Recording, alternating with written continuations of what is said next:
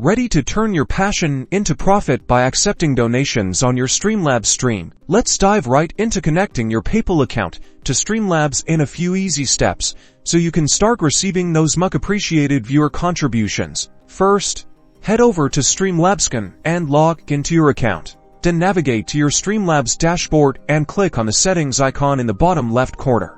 In the settings menu, find and click on donation settings.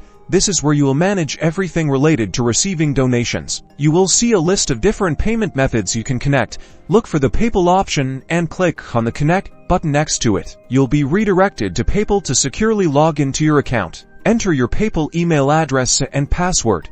Then click Login. PayPal will ask you to grant Streamlabs permission to access certain information.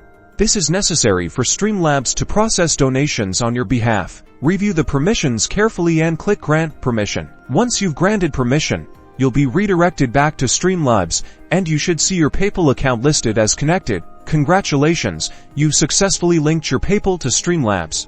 Now you can customize your donation page and alerts to make them match your brand. Explore the donation settings to fine-tune the experience for your viewers. With this seamless integration, you're now ready to receive donations and subscriptions, so you can focus on creating amazing content.